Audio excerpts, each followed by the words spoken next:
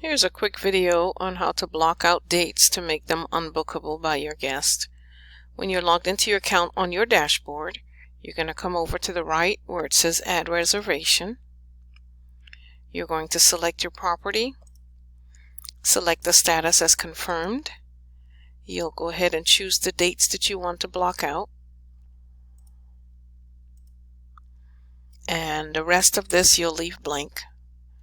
You'll go ahead and put in the name here as blackout dates, or however you want to mark, so that you know when you check in your reservations which days you've blacked out, and then you'll save it. Once you save it, it'll come up in your reservations tab.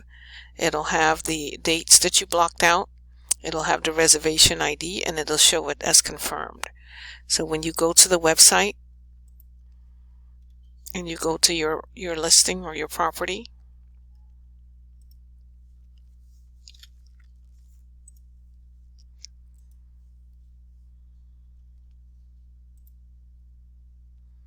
and you'll see here on your calendar that the 12th to the 18th is blocked out, where no one is able to book those dates. And that's basically it. So if you have any questions, feel free to give us a call. We'll be happy to assist you.